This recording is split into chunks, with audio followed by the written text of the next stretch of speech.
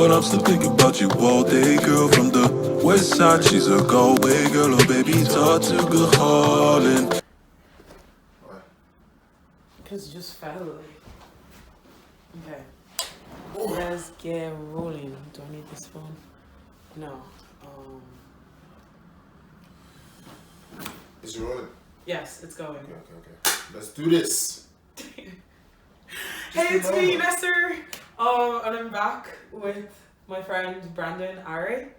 That's me. That's me. Hi to the people.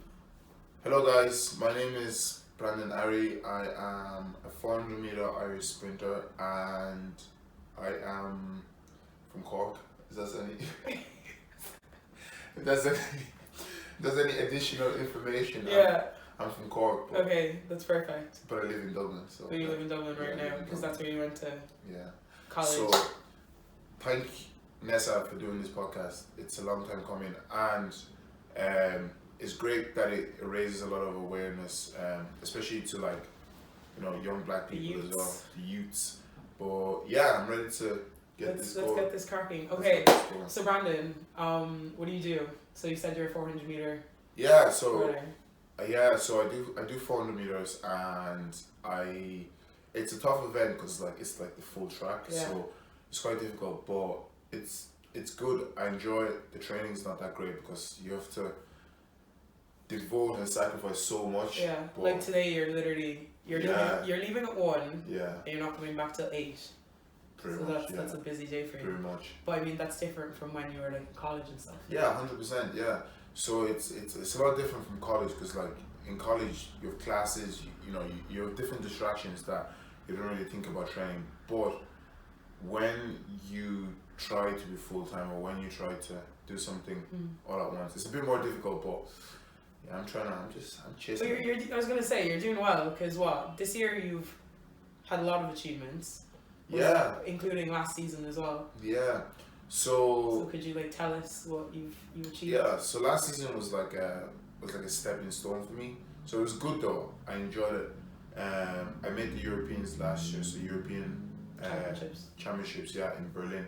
So that for me was the defining moment in athletics because I always won national medals and I always won different things. Yeah. But going to the Europeans, it was wow. That's just looking at athletes that you might not necessarily get the chance to race and coming against them, and you think a lot differently because it makes you work a lot harder when you come back home. Yeah.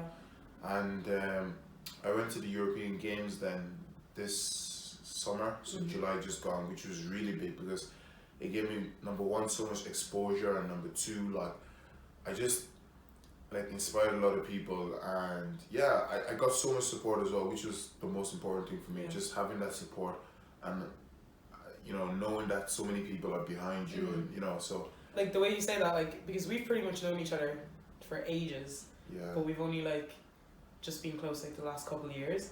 But I remember when you were you weren't always winning stuff Yeah, true. And you were actually always winning stuff. What? I was winning. I don't know what happened. You were winning stuff. You were the one that would get the baton and just start running. Just chase. Yeah. It's it's so easy then when you go out and you train, you run a lap. Yeah. You're not even a lap, run 200 and you're done. You're dying. But see, even looking at that, for someone who's been around, I can see how hard you worked and I can see how far you've come because I was around when I started. Do you know what I mean? I was around when you were just some annoying kid with jumping all over the gap all the time. Jumping over the gap. Yes, annoying. No. Well, actually, no. I agree with you. I was hella. But now you've settled down and you're verified on Instagram. Yeah. That's not your achievement though, is it? Follow my link at the bottom. I'll drop it there. I'll drop it there. How do you drop it I'll do it. No, relax. But what is it? Okay, so you won. Where did you come in your games? We came fourth, which is really good. Yeah. Because we're a country of 7 million people, so it's really good because you're going up against all these big nations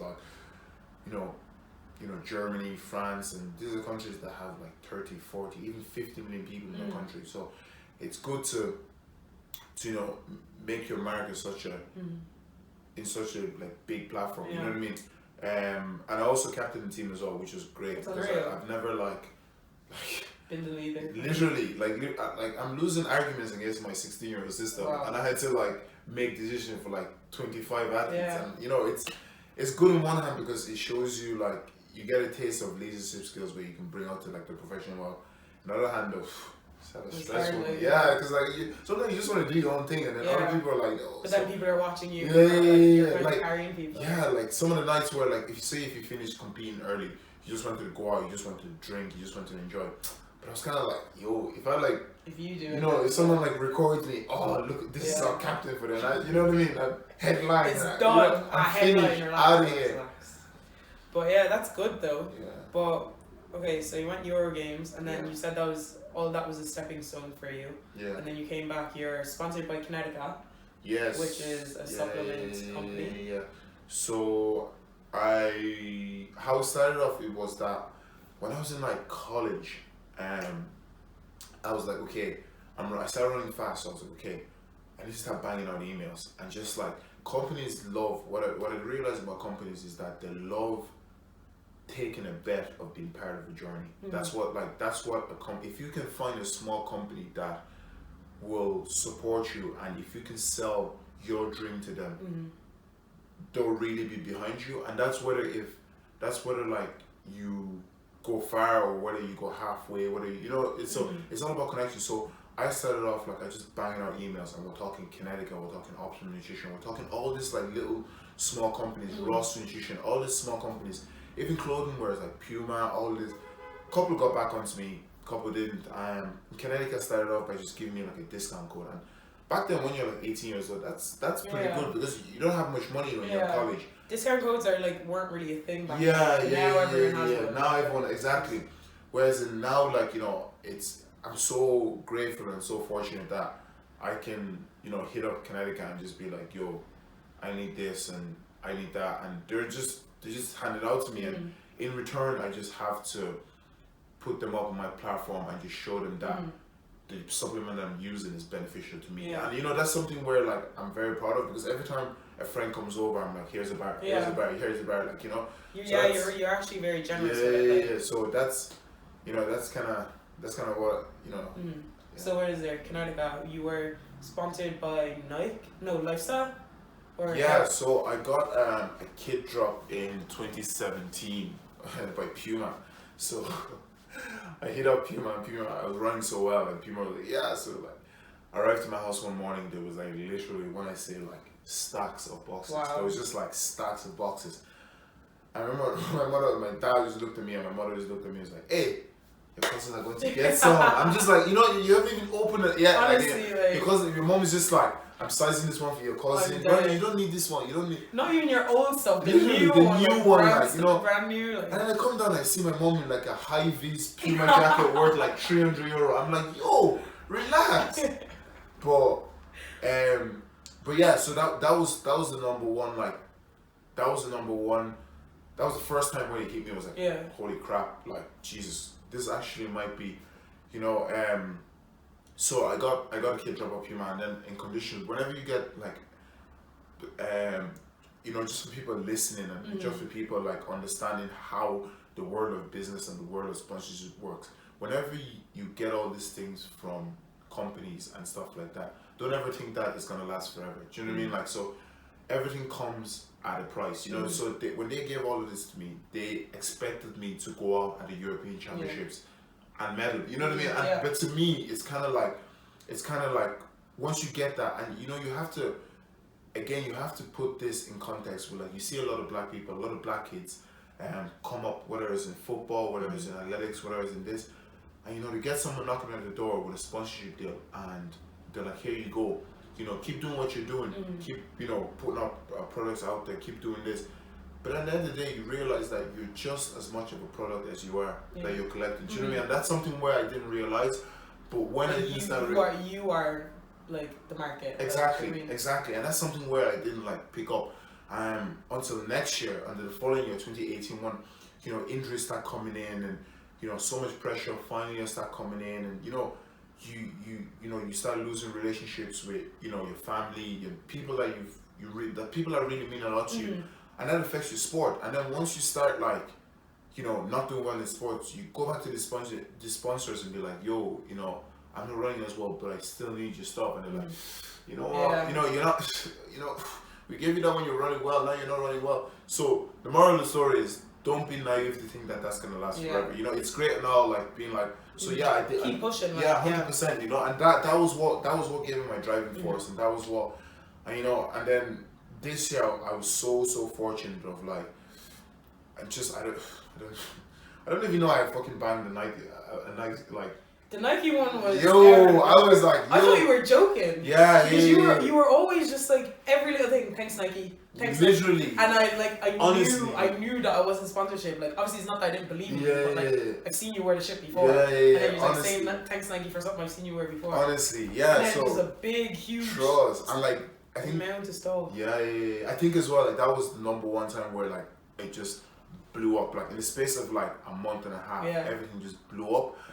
And I got so much like recognition of work that I'm actually proud of. You know what I mean? It wasn't something that like, you know, so how it all came out was Lifestyle Sports got onto me through Instagram.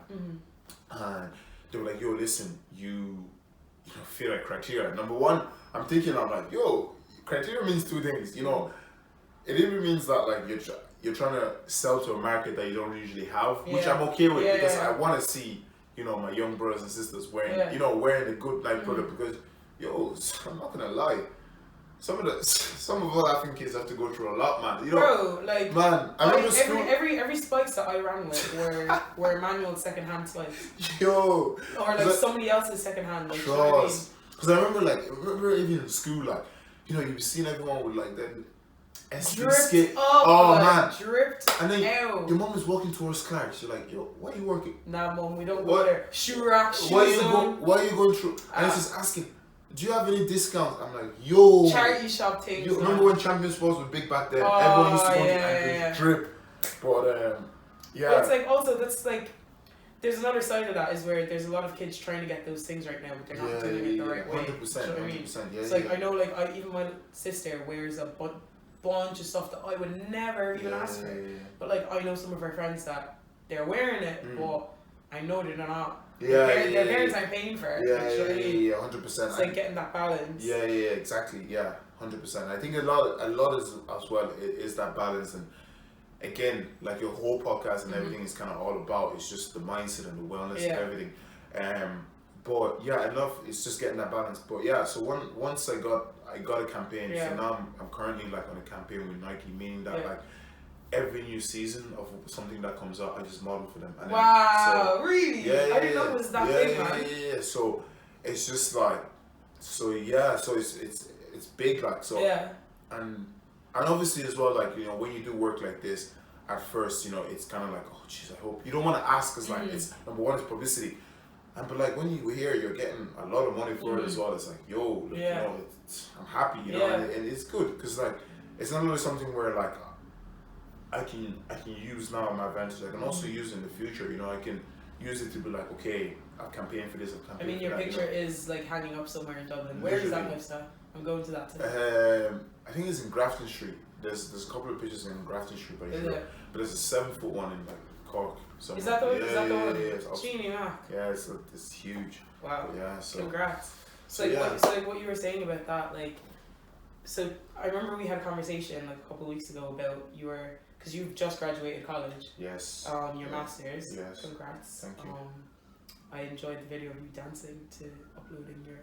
Yeah. But so like, what would you say to a kid who like sees you now and like they're inspired by seeing someone that came from Cork someone just like normal, and like you said, like you struggled initially like financially, like maybe like your parents helped you and there's some things that they couldn't help you with, but obviously, like, you know, in our mentality it's always kind of school first. What if, like, how are you gonna like approach a kid who sees you doing so well, they're in a sport, whether it's athletics as well, and they see that you were doing well, and they want to skip the school route, and like they just want their picture on in lifestyle or whatever, because like you're doing it for different reasons, but some people's reasons are good enough as just being in lifestyle.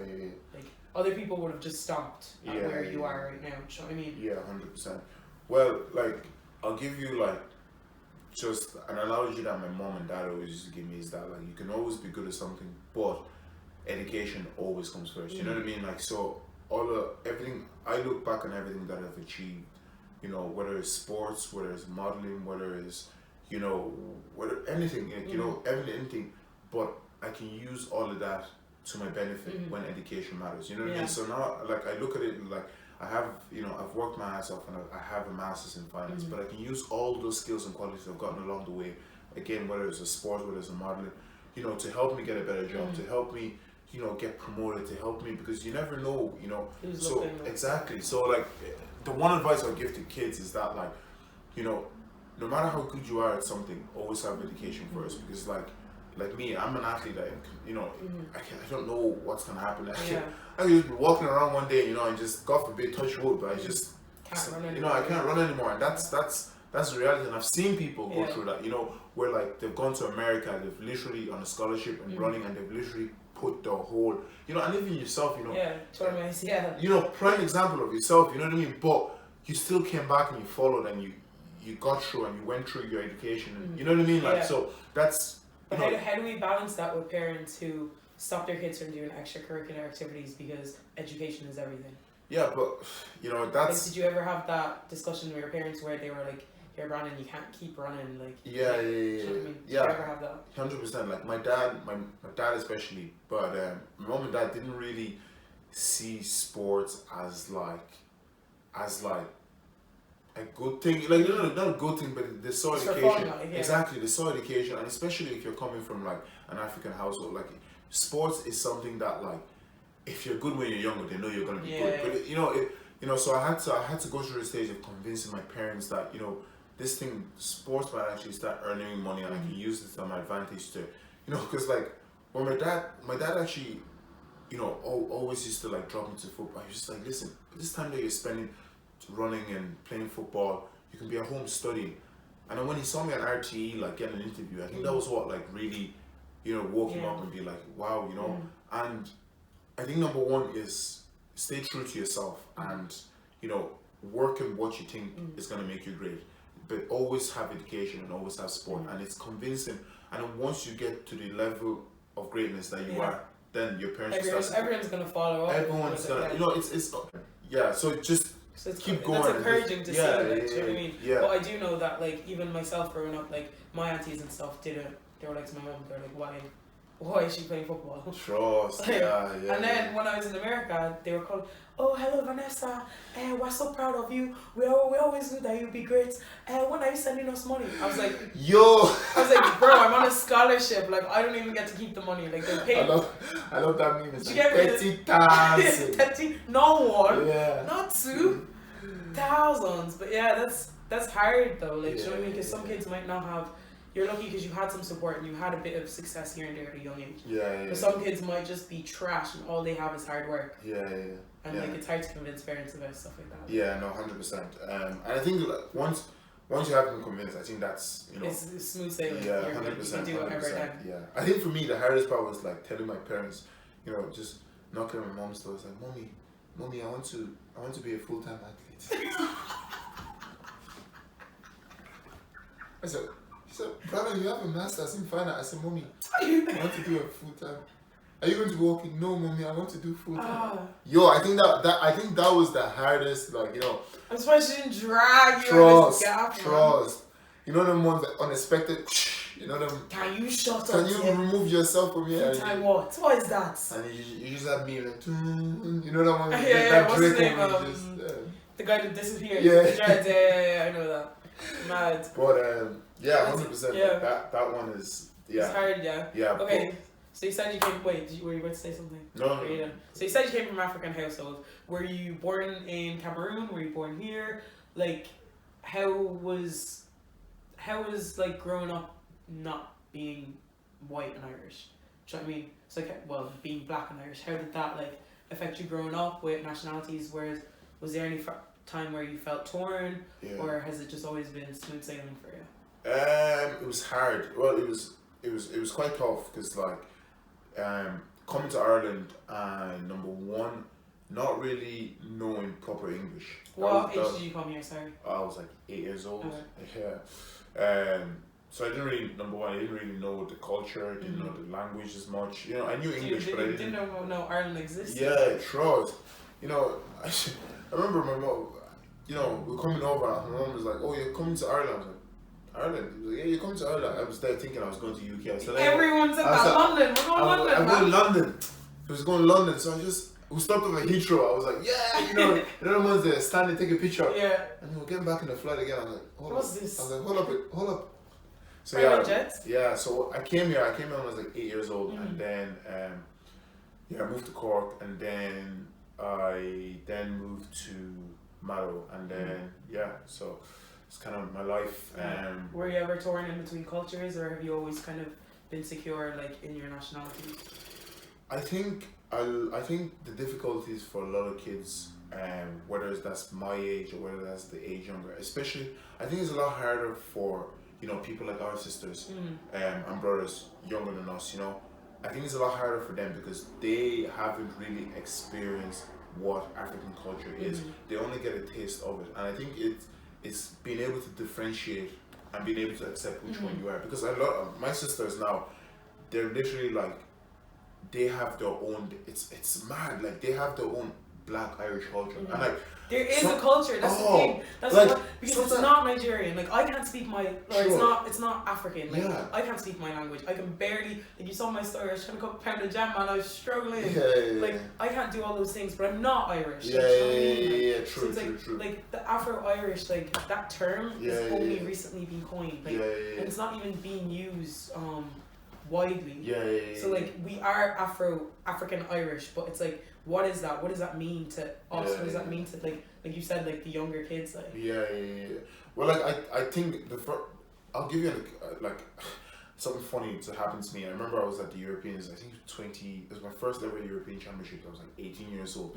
2015. It was in Prague in Czech Republic. I remember we were going around. I had like the Irish jacket, and I was like the only black person on the team. I'm like, hold on a second. They were like, mate, the black people even exist in Ireland. I think like that happened to me in America. Like literally, and it's just like, number one, it's great because people don't think that black people exist in Ireland, but just number two, exactly. But number two as well is like kind of annoying. It's like, yo, like black people are everywhere. You know what I mean? I think now that I look at all this like rappers coming out now, I look at all this like models, I look at all this. You know, we're doing so much for Ireland, and it's like I love it so much. And honestly, like I'll look up like this random guy that plays football that's like over in Tottenham, over in Man City, and I share that. You know, I'm all over that on Twitter. I'm like, yo, support people for no reason at all. Support them. Exactly, and I think that's the only way that we're gonna make a mark. Number one in Ireland, and number two in Europe. Because if you look at like places such as like, you know, you look at France, you look at like the UK, you look at all this, even small countries such as like Portugal, like especially Netherlands, like black people in Netherlands have a culture that it's so diverse and it's so big that even the white people are trying to get in now. And I think like when Afro-Irish, if that's what we call them now, when we get that culture, man, yo, we're gonna blow. Like, there's so much things that have happened this year that has just made me like, before I was always so torn, but now I'm like, the fact that I'm torn is a thing. Like, there's literally a complex about third culture kids, and that's what we are. Like, we're in between cultures, and it's like just being able to embrace that and do like. We're doing so well, and it's like it just sucks that we don't celebrate ourselves because we don't understand how big of a deal it is. Like, I'm not trying to blow it over. I'm not saying that we're the only best. Do you know what I mean? Like, but we're doing well as a culture. Like, I think in 2015 or 18, like the African population in Ireland was 12%. That's a huge amount of people to be in a country that they're not from. And like some people can see that negatively, as we've seen on the internet. But like, culture and race are two completely different things. Like being white and Irish, okay, cool, that's being white and Irish. But being Irish, like obviously because we're seeing it from a different point of view, like because we identify as being Irish. Like, but I'm not white. So, but I'm not Nigerian. Like if I go to Nigeria, they will not accept me as Nigerian. Like they'll know that I'm different straight away. Like, oh, you're coming from abroad. They're like, oh, see, like, you know what I mean? It's like, so for me to go to what is my hometown, my land, and not be accepted, and then someone from this land telling me that, I'm not from here when I grew up here. Yeah. Like all my mannerisms from here. Like if I'm on the phone with you, you couldn't tell if I'm white or not. Like, you know what I mean? So it's like. Yeah, I love that. Black people have two accents, man. You have an accent that you're talking to your friends. You have an accent that you're talking to your white friends. You have an accent that you're talking to your black friends. You know, and half the time it mixes. Like even us talking, like we're like talking in our normal accents, like putting on African accents. Sometimes putting on British accents, and it's like. But even like the Black history thing, like we're not American, so we don't really resonate with the slavery thing as much.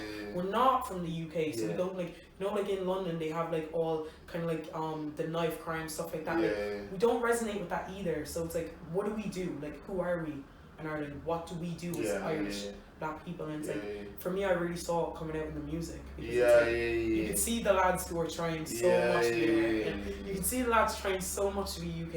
And then like when I started hearing what was it, Gaelga. In music, I'm just like, yes, this is it. Like, you know what I mean? Like, and someone else is saying like some like you hear Yoruba and you hear different things, and it's like being able to be proud of that is what it's all about. Like, we are both. You can do both. Like, do you know what I mean? Not always feeling like you have to pick one or the other.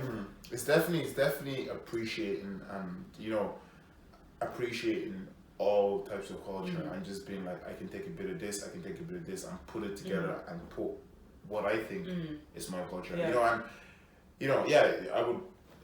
I would agree with you. And I'd also like to say as well that like no matter where you go, no matter like what part of life you're in, never be number one afraid or ashamed of your culture. Whether it's that's like I know myself, what I found as well, especially growing up as an athlete, I never felt like I would fit in.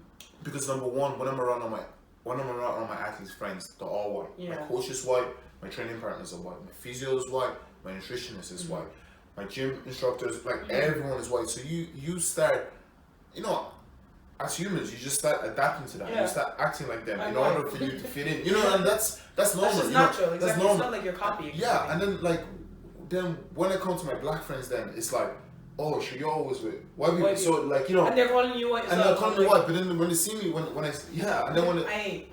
speak pidgin and when I listen to like Cameroon music, and they're like, yo, you're actually exactly. You know, like, so it's being able to number one, appreciate the culture that you have. Number two as well, like, you know, just be you. You know what I mean? Just be you. Don't try and do whatever you feel like is the most comfortable for you. And people, when you start doing that, then people are going to look at you and then be like, okay, I'd like to be like this person. And that's how I think culture in a country is being built. You know what I mean? And I think we're just at like the starting point of like Afro-Irish being built. Like, sure, we are making history. Yeah. Like what? Like you are the first black person to run or first black lad to run for Ireland. Yeah. In like hopefully in a couple of years you will be in history books. I'm not trying to gas you, but like these are things that we don't think about when we're living through it. But like I think we should be intentional about celebrating these things, like, because we don't know what's going to happen next. We don't know where we're going to be next. Don't know who's going to come up next. Do you know what I mean? Trust. Like, and if we start identifying these people that are there, because we never had idols that were black. We never had podcasts that we were listening to.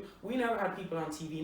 There's a girl on TG Caher that you were telling me. Man, there's you. Respect. There's Blessing. Like, honestly, I was just chilling one day, just watching TV, and I saw her speaking Irish. I was like, wait, what? I was like, you're black. You're black. You're what's going on? But like, I cannot. I tell you now, I don't have a single notion. Like, you could speak Spanish to me, you can speak Irish to me. I wouldn't be. You know, obviously. You don't know how to speak Irish? Nah, not really. Did you Irish? But I did Irish, but like, you know, like. You just get it to pass. You swear, I was there in the Strat Victoria's. I was like, Bukali. I was like, Poshti. You know, just pointing out random words, like, you know what I mean. So you have a master's. How did you get that? Okay. But I used to really like Irish though. That's the thing. Yeah. But just the way it was taught, I just can't remember it. Like.